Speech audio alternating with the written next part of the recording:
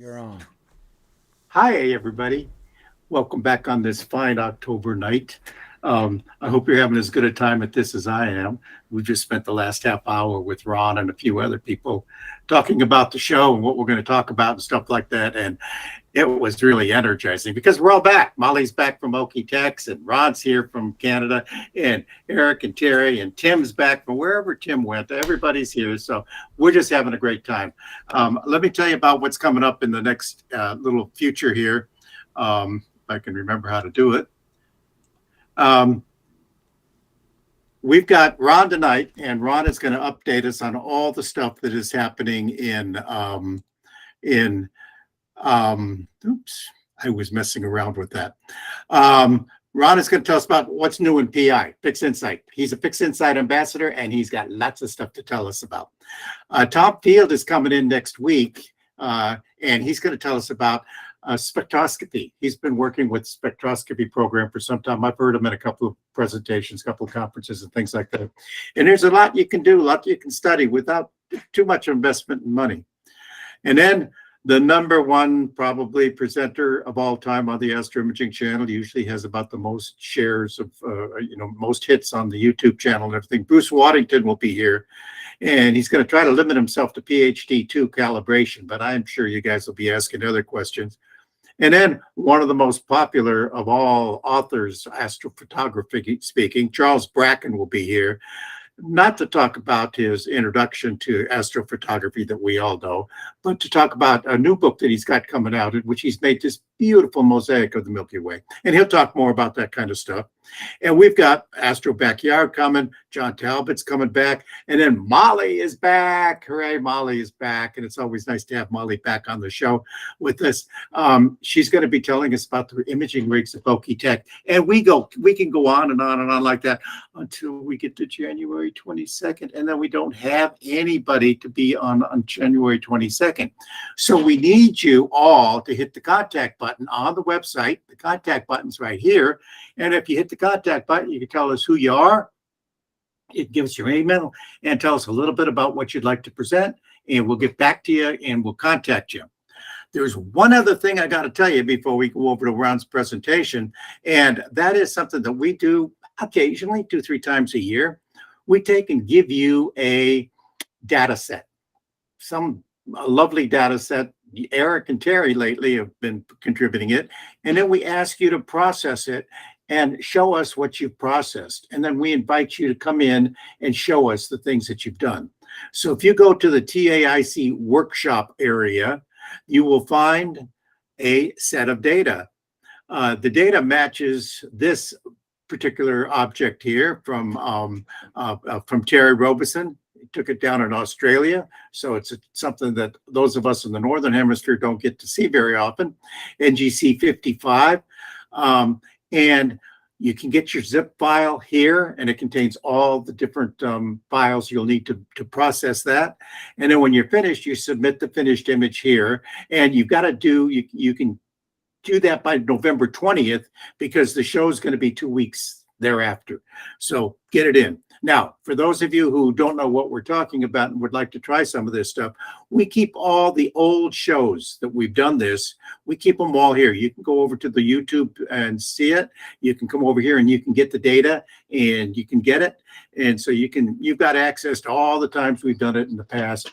And we hope you participate. Rory is looking forward to shepherding us on that particular adventure. So let's see what you can do with Terry's data of NGC 55. But that's all in the future. What we're going to do right now is we're going to listen to Mr. Ron Brecher, AstroDoc. Are you there? Are you there, Ron? Yes, sir, I am. Take over. Okay. Hey, everybody. Let me just share my screen with you.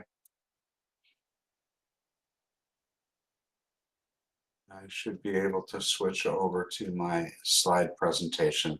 So I want to talk about what's new in Pixinsight lately, maybe in the last year or two. Pixinsight really has come a long way since Pixinsight, free Pixinsight LE, back in 2003 or 2004 it was. I started using Pixinsight in 2009. And it really has come a long way. And I'm going to talk to you about some of the latest and greatest improvements that have really changed my workflow. I've been imaging since 2006, although I've been a visual astronomer a lot longer than that. And I love to teach, I love to write. So I'm a contributing editor for Sky and Telescope.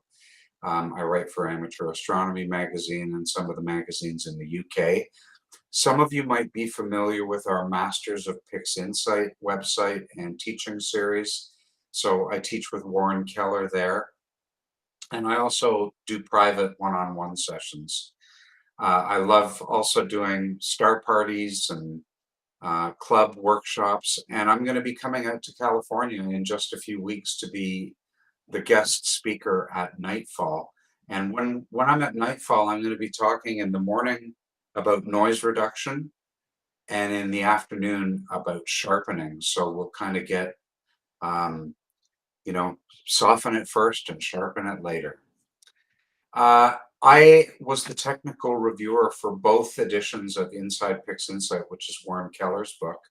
And I learned a lot about the real deep inner workings of Pixinsight that's been very, very helpful to me.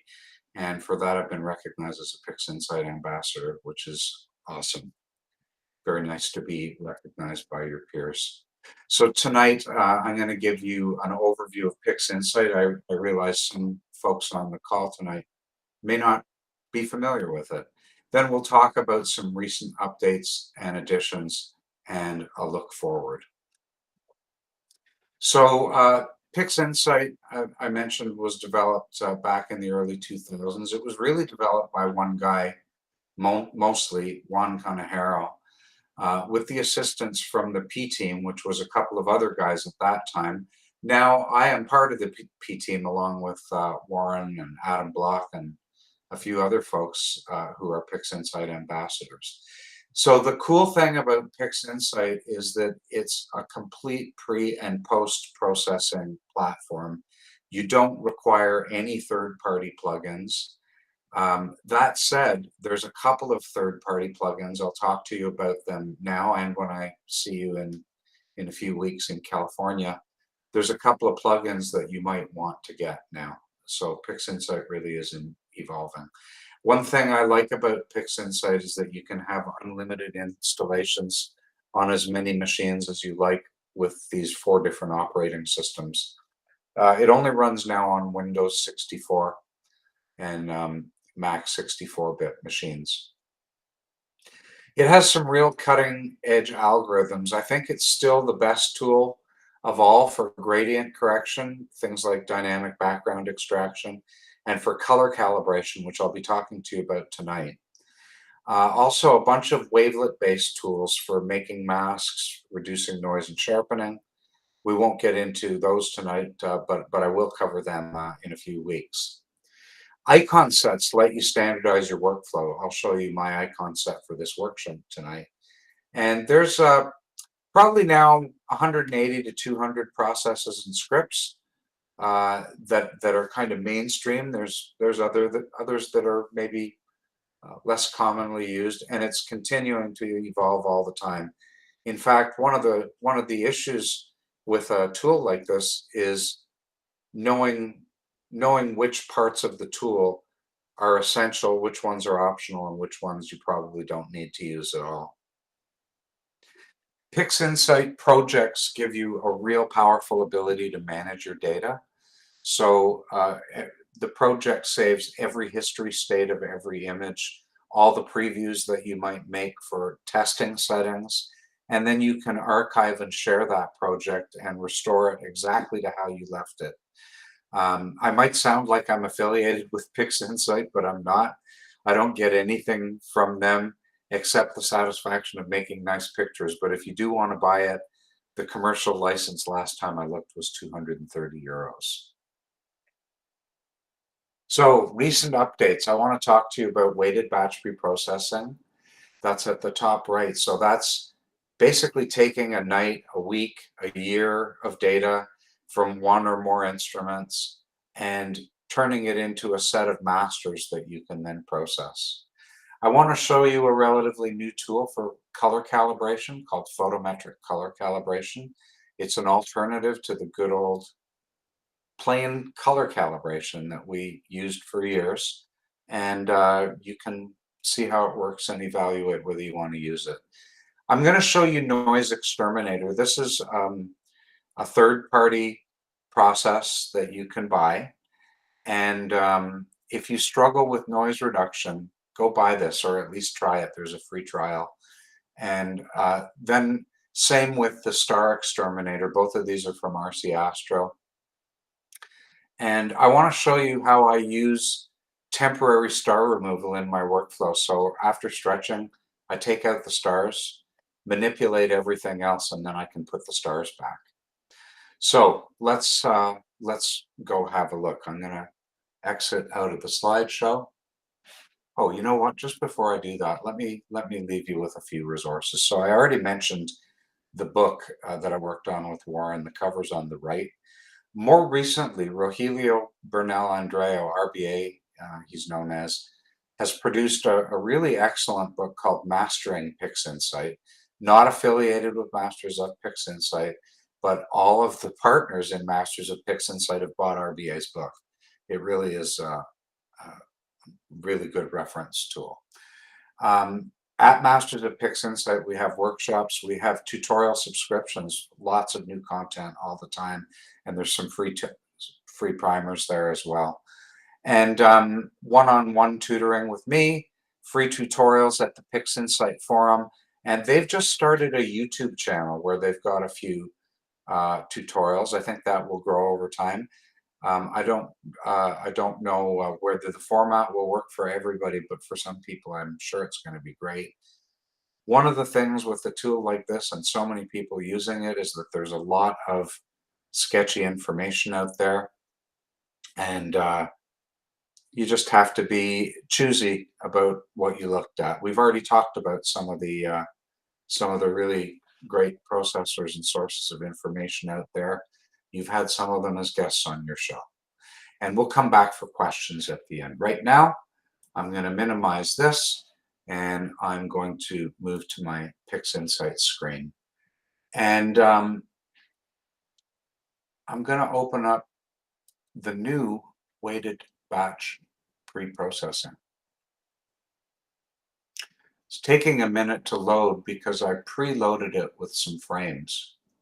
So if you've used weighted batch preprocessing before, or just the plain old batch preprocessing, you'll notice some similarities and some differences. So we still have the bias, darks, flats, and lights tab.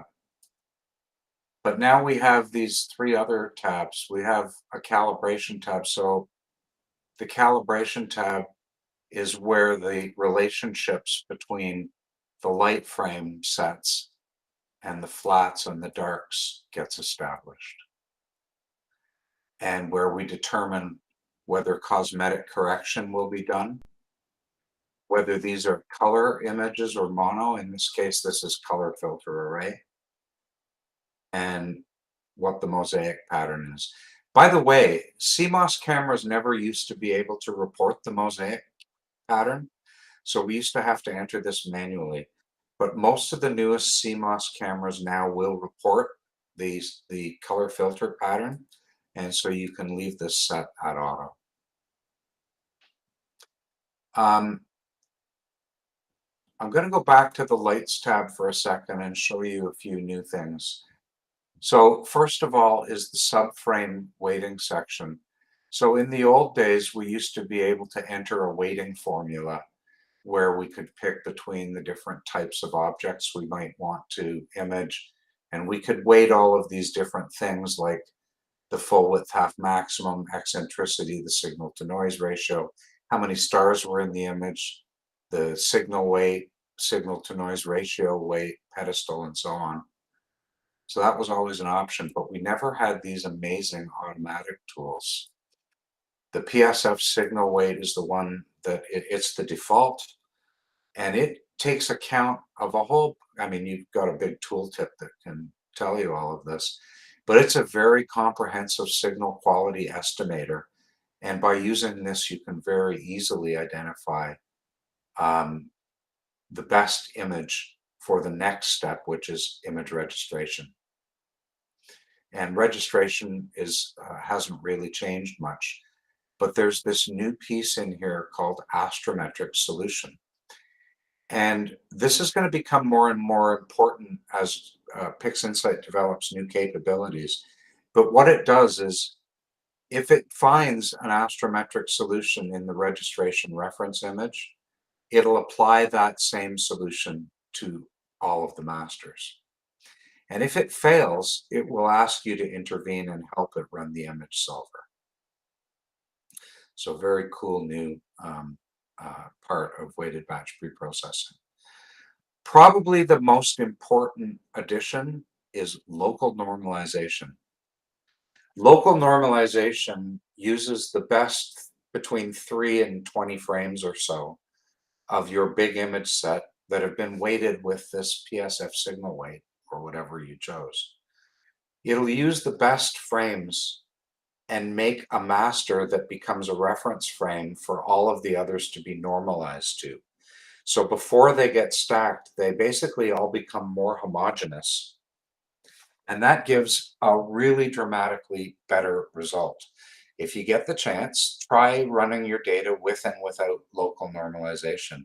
One of the things that it often does really well is fix big edge artifacts from your camera shifting a little bit night to night.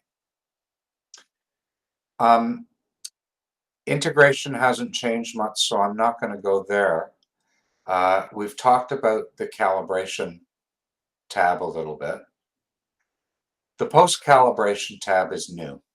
So post-calibration is everything that happens after dark and flat correction and after cosmetic correction, which removes the hot and cold pixels.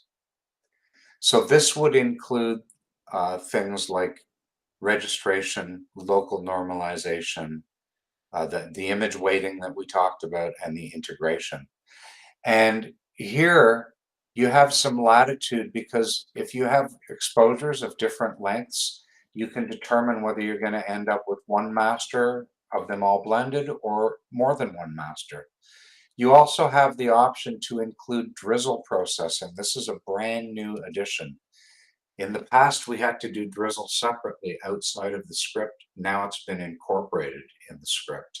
And for a one-shot color data set, you should always be drizzling. And so it is, in this case, you can see it's set to 1 times. So it's not going to make the image any bigger. It's just going to make the integration better because it's done without any interpolation. Again, I really encourage you to try it with and without drizzle, I should say, and compare the result. In the drizzle configuration now, they've also enabled the choice of different drop shrink functions. So the more data you have, the further down this list you can go. So I have 34 images here. I'm doing square. If I had 50, I might try circular and square and compare the results. If I had 100, I might try Gaussian and circular and compare the results. So you get the idea. Now, this is another interesting thing. You want to compare the results of different settings, but you don't want to rerun the whole darn tool, right? It takes too long. Well, here's another new feature. Weighted batch preprocessing has a cache. So intermediate files are kept in the cache, and if you decide to rerun this with new settings, it will only go back as far as it has to before it starts again. So that saves a lot of time, and it also saves disk space. I want to show you now along here on the right-hand panel, things have changed a little bit here. Now we've got a selection panel that lets us choose quality, compromise, or speed. I always use the highest quality. I see no reason to compromise in this at all. Grouping keywords is really handy. So often I shoot with 2 instruments, and I use the instrument keyword so that I can separate my masters from each other, so that when I register, I can register each camera's images independently of the other, and then I combine them afterwards. So a lot of latitude there. And another really cool thing here is the pipeline. So the pipeline tells you all the steps that are going to happen, and it tells you the estimated amount of disk space. It's showing you which steps are active so that if you missed one, you can go back and turn it on or turn it off. And you can see how the pipeline changes. You can tell it to output a script of all the events in the process as well. So that could be useful in case you want to standardize what you're doing here. So that is an overview of some of the newest features. Oh, one other thing I wanted to show you is the compact GUI. If you're working on a small laptop, this script can take up a lot of space. If you click the compact GUI button, everything gets smaller, and you'll see these panels on the right-hand side, they all roll up. You can expand all of them, but they're all rolled up. All your other add-on actions, if you want to add individual file types or add custom file types, they're in the Add Actions button over here. So some really great new additions to weighted batch preprocessing. I'm not going to run it. It would just take too long. But I do want to show you that when you do run it, you're going to get this output at the end. It's called the execution monitor, and it's another new feature of the past few iterations of weighted batch preprocessing that lets you see where you succeeded and failed and how long everything took. So this, coupled with the pipeline, which told you about the file sizes and so on, that's really good information. I'll tell you a little trick that I use sometimes to keep in my project a record of how much I've shot is either usually just after I've run the script and it's complete. I go to this post-calibration page and I take a screenshot of this. Then I can exit out of the script and I'll paste that right here, rename it exposure info, and tuck it away to be a part of my project. Okay, so the next thing I want to show you is color calibration. Ron, Yes.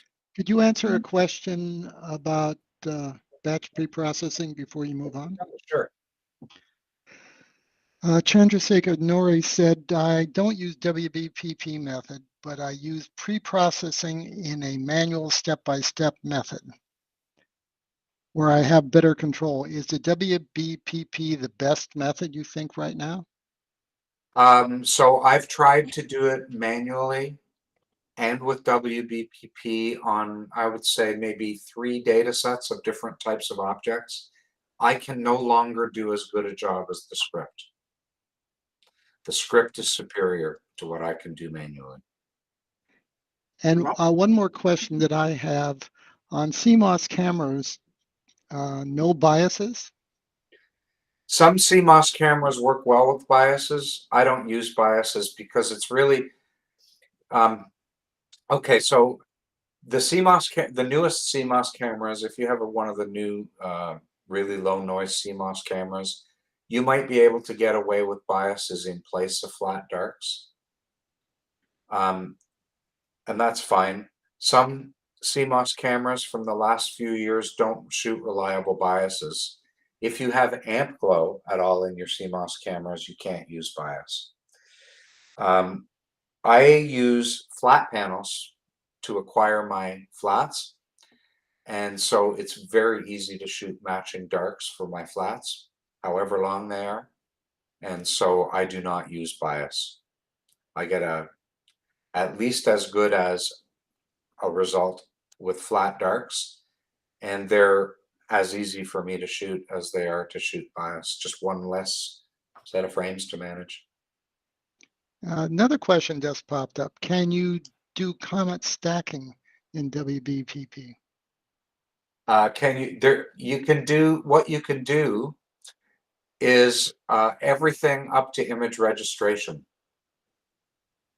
And you can stack aligned on the stars, but you're better off to just go everything up to registration. And then there's a tool in Pixinsight called Comet Alignment. It's in image registration. Ron, on Chandrasekhar's question about that he doesn't use WBP, but he prefers the individual. Adam Block made a point a couple of years back on the Astro Imaging channel that the mathematics, the algorithms that are incorporated in WPP are the same algorithms as are in the individual processes. Yes. You can pick them out. So you're getting the same stuff. What WBPP does is it lets you tell it which of those algorithms you want to use, which parameters to apply to it, and then say, okay, now go do this. I'm going to go have, go have a nap or something. Yeah, there's some other differences as well. Okay. So WBPP does a better job picking the reference frame. Mm-hmm. Okay. Okay, so that's the first thing. WBPP automates the job of local normalization. So that would require me doing subframe selector. I mean, Right. it would take far longer, and I would not be able to do as good a job. And as you just said, it uses exactly the same algorithms. It's just smarter than me. Thank you. And I think that's, oh, there is another question, Josh, about your dithering question. We're going to hold that off till the end because it's, we just need to get to Ron's presentation first. So yeah, and dithering is acquisition. I'm happy to talk about it, but okay, let's get your prepared stuff. Let's do this first. Okay. So color calibration. I want to just show you that both of these, well, I guess I can't show you. Both of these images are one-shot color images. They were made with the script that I just showed you. And the only thing that's been done to them is dynamic background extraction. They have not been color calibrated. They're otherwise identical. If I pick either one and track the view and unlink the color channels, I get what you see here. If I link the channels, it's going to be pretty similar, maybe a little bit redder. I don't know if you can see the difference. If I unlink, well, actually compare the top to the bottom. The top is with the channels linked, the bottom is unlinked. Maybe a little greener on the bottom, a little redder on the top. Regardless, this hasn't been color calibrated, so we're going to need to color calibrate it, and we're going to do it in two different ways. In each image, I've made a preview one that contains some background, and it's right up here, sort of above the coat hanger. And I'm going to use that same background for both of these. So we'll start with color calibration, and here it is. And you can see I've got color calibration preview 1 selected as my preview. And I've got the target image, this image up here, selected as my white reference. So I should just be able to apply this. And it's correcting the background, adjusting the stars, and I'll bring up the screen transfer function again. Now that I've applied color calibration, I can link the channels and put on a nice linked auto stretch. And there's the result. Okay, so how did color calibration just work? Color calibration is a believer. It believes anything. Color calibration, you tell it what to consider black. It's everything between 0 and 0.1 brightness inside that box. Okay. And it believes anything you tell it about stars. So about stars, what I've told it is just find the stars for me. And it can do that very, very well. I'm not going to demonstrate that tonight, but if you ever do want to demonstrate that, just turn on the output white reference mask and you'll see it find the stars. Once it finds them, it's not going to care what their true color is. It doesn't care what their spectral class is. It doesn't care anything about them. It just knows some are redder, some are bluer, some are yellower. On average, they're going to be white. Okay. So that's what it did. Photometric color calibration is a whole other animal. You can already see the tool looks more complicated, right? So how does photometric color calibration work? Well, what it's going to have to do, first of all, is solve this image. We're going to have to tell it what part of the sky this is. And then after plate solving, it's going to identify all the stars down to about magnitude 18 or so.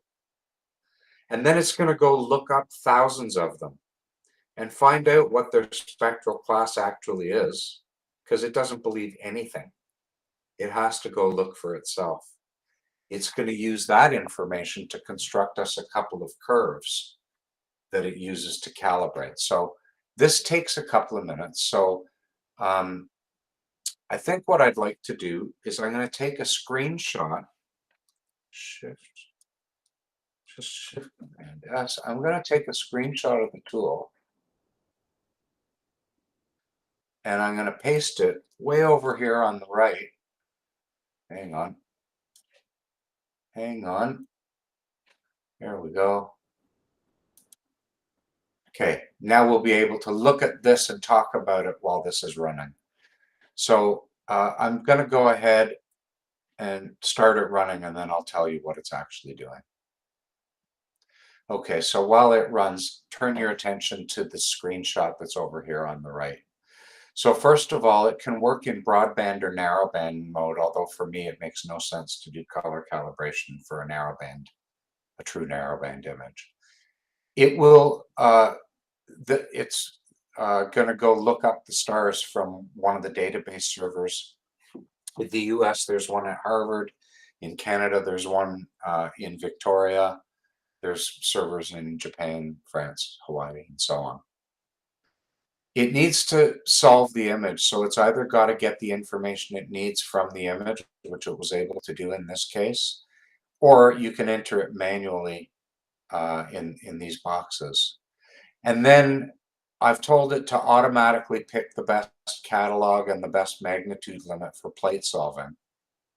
And once it's plate solved this image, it's going to break it into red, green, and blue components, look up all the stars under their brightness, and compare the brightness of each channel to what it finds in this catalog. Okay, now I can go back to the actual tool. So it went back to the actual catalog.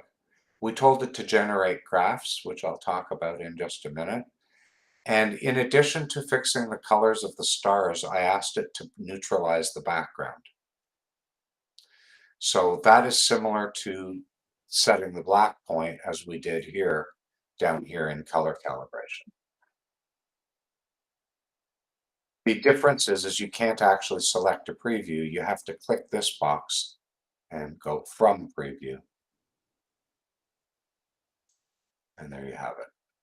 Okay, let's talk about this curve up here. So this is showing you the calibration curve. So it looked up all these stars, a total of 1,673 for the red to green calibration, and 1,687 for the blue to green calibration. And you can click on any one of these points and see what the red and green fit values were. You can see that it fit a best fit line through, which should be very reliable given the large sample size that we have here. There's a help button here that will give you more information if you want to read about this. You can minimize it and keep it for later, even if you close photometric color calibration.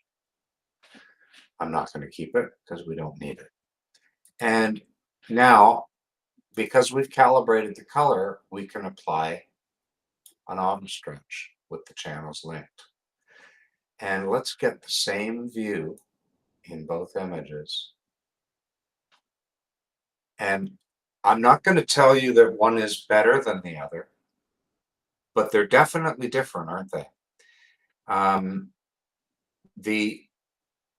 You know, if there's intervening dust, as there is in this area, then photometric color calibration might get it wrong, in the sense that it looks up these spectral classes and they don't end up displaying the way they did. If it corrects it, it takes the dust out. Color calibration is agnostic. It doesn't care, so we don't know if it's accurate. To me, they both look good. And the real question is, which one would you want to go forward with? Very personal choice. Fortunately, because if we all made the same choice, what would be the point of doing astrophotography? The next thing I want to show you, and I'll do it on this PCC image. To make this go faster, I'm going to take a preview that just has the coat hanger in it. And I'm going to hive that off as a new separate image. And I'll put this guy away now. If we look in pretty close, we can see there's a lot of noise in this image. And there's a new noise reduction tool on the block. Unfortunately, it's not free. I mean, unfortunately, in some ways. In other ways, I can't imagine the amount of work that went into producing this product. And when you see how well it works, it's just stunning. So let's demonstrate it. It's called NoiseXTerminator. It's from RC Astro. You can buy it or try it at rcastro.com. Comes with many different versions of the artificial intelligence engine. I'm using version 2 here. Not only will it remove noise, but if you're working on a nebulous object, you might want to improve detail as well. So you can increase the detail slider. Now, excuse me, this is mostly stars here. I'm going to work on a little preview here so that you can really see. Here's the default settings. Oh, I didn't make it big enough. Sorry again. Let's go back here and make that a little bigger.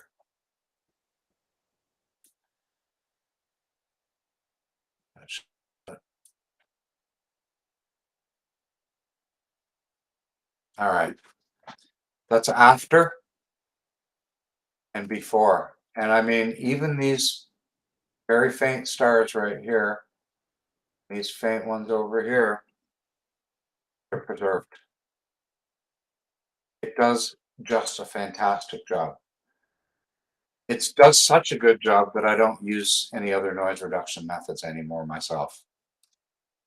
I still teach them because not everybody wants to buy this tool.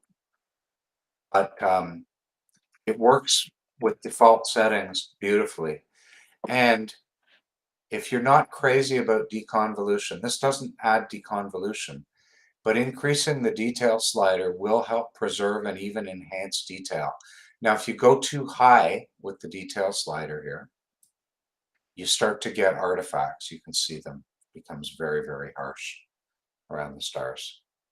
So it's actually Warren's rule of halves. Dial this back by half and find a setting where the stars just don't change.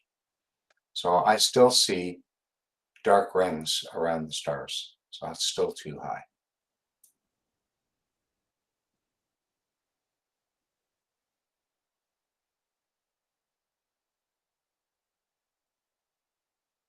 Now I think I could go up a little. So I'm basically, this doubling and halving and splitting the difference, the technical name for that is a binary search. It's like over under. what's the number I'm thinking of between 1 and 100? So there's NoiseXTerminator. That's just on this one little preview. And I think this is still a bit high when I look at it from further away. It was good from far and far from good. Here we go. Much better. And if we do it to the whole image, just does a great job. Now I want to show you a little gotcha. If I undo this and I open up histogram transformation, some of you might be used to doing an auto stretch and then taking those settings and bringing them to make them permanent using histogram transformation. The problem is after you do NoiseXTerminator like I just did, if you do an auto stretch, it's going to look terrible. So that doesn't really work anymore. So here's what you do. Before you do your noise reduction, do an auto stretch, and then drag the new instance triangle onto the desktop. Now apply your noise reduction, which I just did with the redo button. And now you can open up HT and drag this triangle here. Now you're dragging the previous stretch into HT, and it should work quite well. I'm also noticing here that I've got a little bit of room if I want to improve this. I'm also noticing that this looks a little bit blue deficient, which kind of matches what our eyes saw in the background. And that's not because photometric color calibration didn't work right. It may be because I put my preview in a non-perfectly background region of sky. But what I can do is I can always go to my blue channel and pull it in a little bit to move that blue peak to the right, line it up with the others. I don't know if you saw it just line up there. I'll reset it. I just pulled in the midtone slider a little bit to line it up with the others. And now we can go back to our regular auto stretch. And I like to have a 10% gray in the darkest part of the image, and that's about where I am. So now I managed to get that nice auto stretch even after using NoiseXTerminator. So that is a gotcha. The STF won't work as well after your auto stretch. Okay, the last thing that I want to show you is how to incorporate star removal into your workflow. So what I have here is an image. This is a one-shot color image again, and it's Barnard 150, the Seahorse Nebula. And if we look in the history, did I include a history? You can see all the things that have been done to this image. So I actually this is done with 2 telescopes. I used my Takahashi 4-inch for the color, and I used a 6-inch Esprit for luminance. Okay, so what I did is I this was the color image to start with, and I aligned it to the luminance, changed its name, did background extraction, color calibration, and noise cleanup like I just showed you. Then I stretched it the way I just showed you, and then I added the lightness, the luminance to this. So that gets us to the image that you see right here. And at this point, I want to take the stars out. Now, there's a couple of ways to do this. StarNet, there's a tool. It's in mask generation, and it's called StarNet, and it's part of Pixinsight. You have to do a little bit of setup for it, so you have to go into the wrench and point StarNet to these files that it needs for weights, which you can get off the PI installation website. You probably aren't going to want to change the strides, but you can if you want to speed it up. You can say whether you want to create a star mask or not. I don't use StarNet because it doesn't work that well. There is a free third-party software called StarNet 2. It uses a higher stride number. You see the box looks a little bit different. If it doesn't work well, it gives you the option to upsample the image before removing the stars and then downsample it again. And it works on linear and non-linear data. So StarNet 2, if you Google that, you'll find it. You'll have to download the files for it. I'm going to use StarNet 2 right here. We'll see if it goes reasonably fast. There is a third tool, and this is the one that's commercial. You have to buy it, or you can try it. And it's called NoiseXTerminator, again by Russell Croman, and it works. It's the best. Fantastic. But anyway, I can do this with StarNet 2, so I'm just going to go ahead and apply it. And this shouldn't take too long. I have a 16 core 32 thread processor with 128 gigs of RAM, so this moves along pretty smartly. Each of these files is about a half a gigabyte on their own, these image files as XISF. Okay, so I have 2 images now. I'll close StarNet 2. You notice this one is called Star Mask.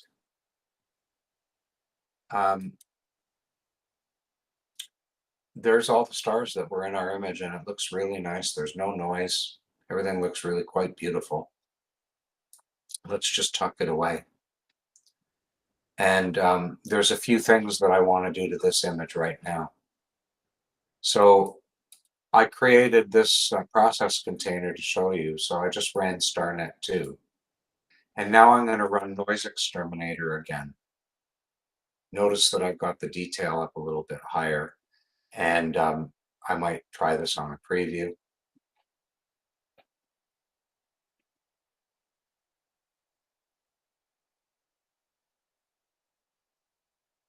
Did a beautiful job. That's after, before, after, before. No stars to damage here. I'm at 200%. So if you think things are looking soft after noise reduction, they're not. We're blown up ridiculously. Okay. So I'll go ahead and apply that. Will take a little bit longer, but not too much. It runs very, very fast compared with something like TGV denoise. And then I decided I wanted to do some local histogram equalization. And I just did this. I'm going to do it at 50 first and make it a little more strong.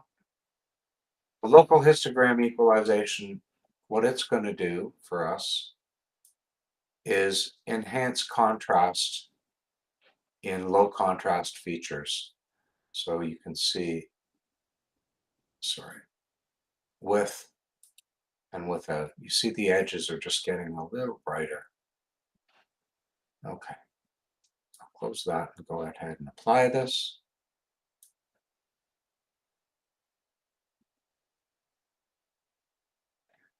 So we can do all, like if this is, see, I'd be doing this quite aggressively.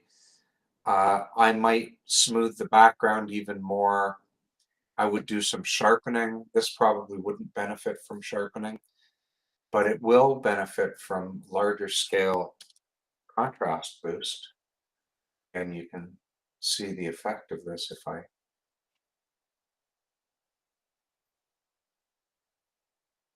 very nice. So we'll apply it.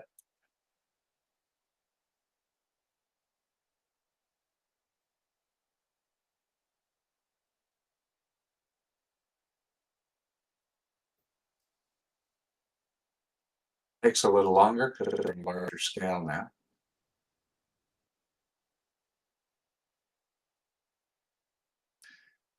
And we didn't have to, I haven't made a mask, you might have noticed. I didn't need to make a mask for anything because the stars were out of the image. Then I looked at a curve, and what I did here is a color saturation curve, which looks really quite nice to me, but it's revealing a little bit of green that I'm not too crazy about. So before I apply this curve, I'm going to use SCNR. SCNR is our green killer. We'll go ahead and apply that. Nice. And now you can see the effect of the saturation boost.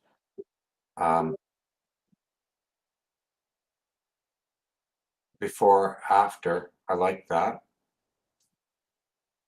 So let's apply that to the image. And now I'm going to just put this away for a minute and turn my attention to the stars. So here's the stars. So I think one of the things I'd like to do with these stars is maybe make them a little bit more subdued, a little bit smaller. So what I'm going to do is just extract the lightness out of this image. So I've now got a perfect little star mask. But I'm going to make the stars in this mask a little bit bigger. And the way I'll do that is with morphological transformation. That's just a fancy way of shape changing. And I'm going to just dilate these just a little bit.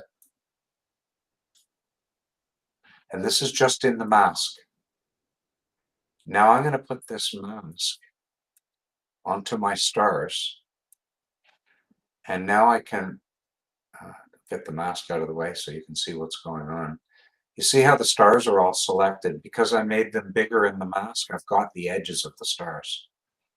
And so now I can go back to morphological transformation and use it with morphological selection or erosion, something like that, to shrink the stars a little bit. Watch them dim out. Here we go. I don't know if you saw that. Before, here, let's zoom right in here. Before, after. Before, after. I like that effect. I'd also maybe, while I have the mask on, maybe we could look at adding a little more color to the stars. So remember we had the curve over here that we used on the main image. But now, because this is masked, the color is going only on the stars. I like it, but maybe it's a little too much. I'll just reset that tool and do a more modest color boost on the stars. There we go. Okay, so I was able to adjust the stars without having to worry about the nebula. I was able to adjust the nebula without worrying about the stars. Now we're going to just put the stars back with a simple addition of pixel math. $T is the target image. And I'm going to add my star mask to it. That was the one that has all the stars in it. It doesn't matter that there's a mask in place on this image. That makes no difference because we're working on this image. And here we go. Hey, presto. Stars are back. So if I just make a quick clone of this now, I can take this back to where we started today.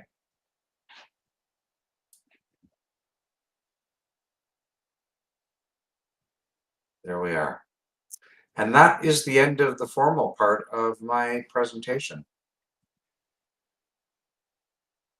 There were a couple of questions that came up, Ron. Sure. One kind of general one that's interesting.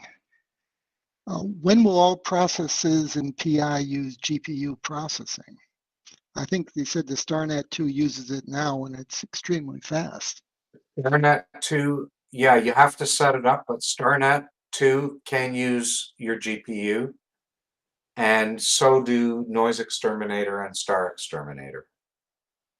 And in terms of setting it up, you need to have an NVIDIA video card, and you need to go into global preferences, and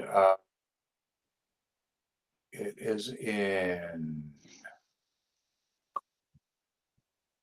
parallel processing and threads. So the first thing you want to do is enable thread CPU affinity, and enable CUDA, and enable runtime. Now it says CUDA acceleration is still not available, but if it's installed, if you manually install all the stuff that you need to enable CUDA, which is not trivial, but if you manually install it, some of these processes, the ones I've told you about tonight, will use it. And there's another question came in earlier, and it has to do with background extraction, or PCC, and setting it so that you can maintain your nebula in an area where you really have a large nebula throughout the image. Yeah. So like an image like this, how would you do background extraction? Why don't we actually look at the master? I think I have to open a different project for that, which will be this one, because I can show you exactly how I did the DBE on both the luminance and on the one-shot color. It's just going to take a minute to load. Those error messages are referring to two parameters in NoiseXTerminator that were eliminated during an update. So anytime you get a warning in pink, it's not a fatal error, it's just informing you of something. So because those processes have been updated, the parameter that was saved in the project isn't valid anymore. If I resave the project, those warnings would go away. And sorry it's taken so long to load. Maybe there's another question while it loads. No, not right now, but I think what you're loading up there is interesting to everyone. Yeah, it won't take long. Ron, earlier there was a question from Josh, and I skipped over it because it was not exactly on your topic. It had to do with problems Dithering. he's got with dithering. And let me see if I can rush back up there. Josh, what did you ask? Josh has asked several things. Josh says, I think Josh was the fella. Yeah. What was Josh's question about dithering? Let's see. No, I don't see it, Alex. Yeah, it was up there ways. It was towards the beginning.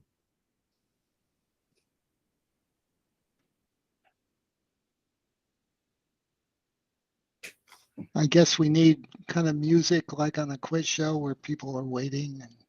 Tell us about Nightfall while we're waiting for that thing to load. Oh, it's loaded now. Oh, okay. Then tell us about it. So here's my original one-shot color image registered to the luminance. Here's the luminance processed.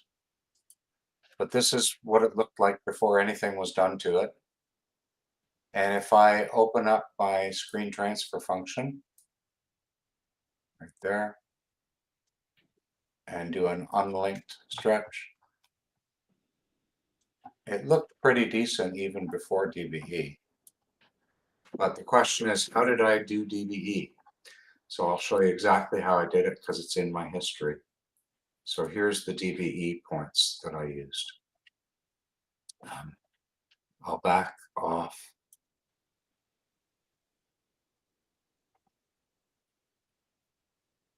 Now you can see where the points went. more or less. Sorry, I'm sorry about that. I'm trying to display it nicely for you. But you can see where the points are. DBE kind of knows what it's looking for. I know there's a bit of nebulosity in this corner. I could have gotten into this corner maybe by using a symmetry from this point over here, horizontal symmetry. But I didn't have any problems with DBE with this. So if I step through the process, there's, oopsie, can't do it while that's open. There was DBE, and here's your screen stretch. Then I did color calibration, noise reduction. I stretched it. I did a whole bunch of stuff to the luminance, and then I added it. And you've seen the rest. You know, there's a lot of discussion about the parameters that you set up for DBE. How large should your selection be? How many points do you really need? Do you have any general rules that you follow? Oh yeah, that's a great question. Very few points and very big points. Let me show you. Bring that up again, because it was probably interesting. I'm going to. So here's DBE. If I just generate points, my points are 100 pixels in radius and only 6 samples per row. And that's a lot of points for me. Normally, I would use more like 4, and that's even too many. So if I saw that many, I'd close it down, start again, and I would, this is what I usually do, manually put in a few points.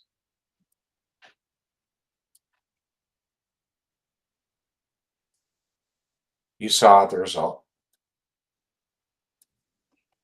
DBE kind of knows what it's looking for. I also use the luminance to, well, you pick one or the other to set your points, but then you use the same DBE model for both the luminance and the RGB. So that's the way you do it. Now, why do you use big points and why just a few? Okay, so you use big points because you want to have a robust estimate of the background. So in a sample that's a radius of 100, that means it's 200 by 200 and it has 40,000 pixels in it. So you're going to get a very robust estimate that's not going to be affected by the presence of a few stars like there are here. Notice that the stars aren't used anyway.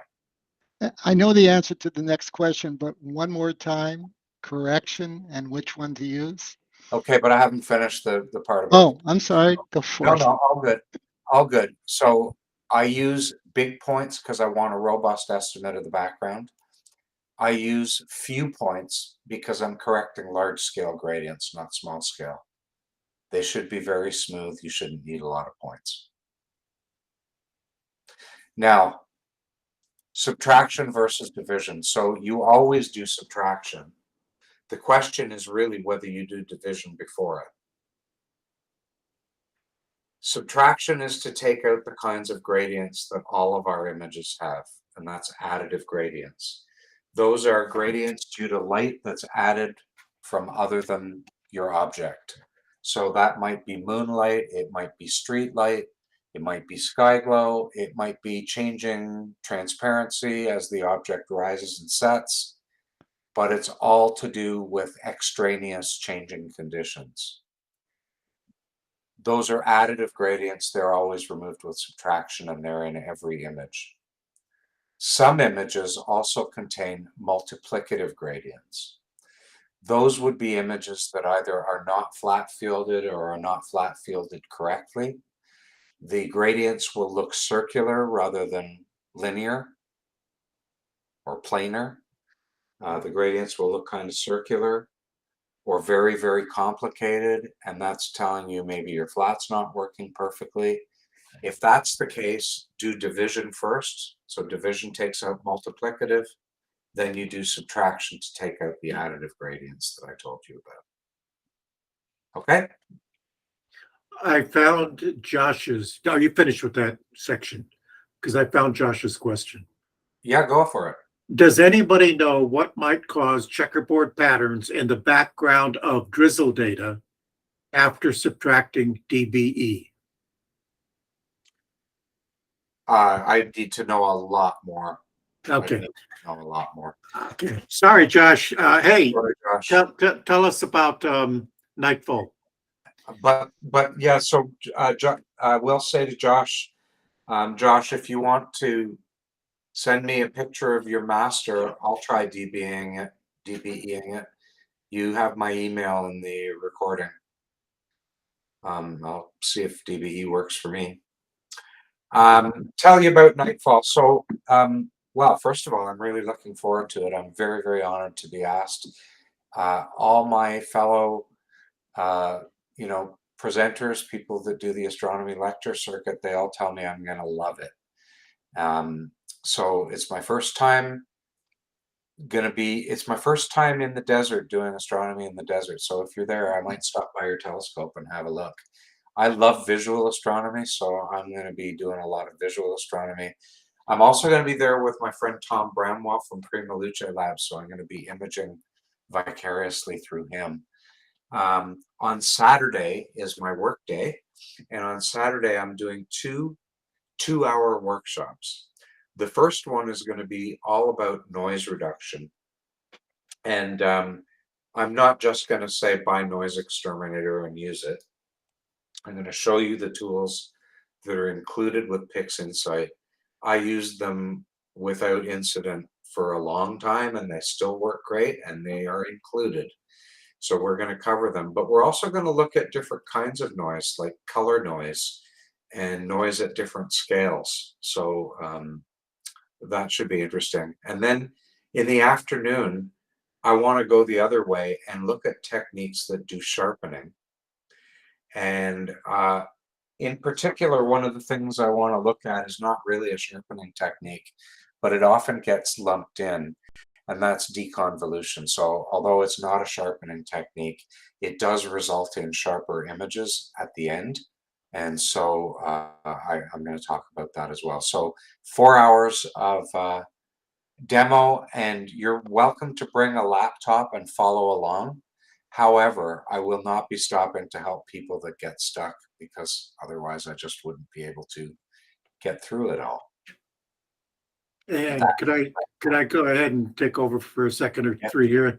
I'm going to be sharing my screen. Could you stop sharing yours? Yeah. And guys, it's Thanksgiving weekend for me. So if you're done with me, I'm going to go back to my my event. Okay. Eric, do we have all the questions that were asked? I think we do. And Ron, I just want to thank you. Great presentation. And no matter how much we think we know, there is always something to learn, especially That's the beautiful thing. Yeah. Okay, Especially with the pre-processing. I'm now going to go back and a couple of things that you showed me. The only problem with that is, so now do I rerun all my data? Good data never goes bad. All right. Thanks. A lot of cloudy nights. Thanks, Ron. Okay. Okay. Peace. Thanks, Ron. Happy Thanksgiving. Happy Thanksgiving. God bless all you want. Okay, let me share my screen here. Thanks, my entire screen. And share. There we go. Here's the website for Nightfall Star Party if you're not there. And it does cost to go to the workshop, but you can still get in on it. Nightfall is October 27th through the 30th down at Borrego Springs, California, which is a desert in northwest San Diego County. So if you're anywhere nearby, you can probably still get reservations, and you can certainly come. Nightfall itself doesn't take any registration, but if you go to nightfallstarparty.com, you find out more about how you can get a hold of Ron. Ron also offers his own private tutoring and things like that, so you can get a hold of him that way. With that in mind, how we doing? I'm going to stop sharing here. Do we have any more questions come in or anything else like that over there on the then? I don't see anything. I think we're all set. I think it's time to say goodnight then. Are we ready? Tim, thank you for running the show tonight. Everything was great. And it was good to have Arno back, and Molly was here, and Terry was here, Patrick's here. Everybody's here tonight. Rory was here for a while, but I think he had to go back to work. I'm not sure if he's still here. And so thanks, everybody. Good night.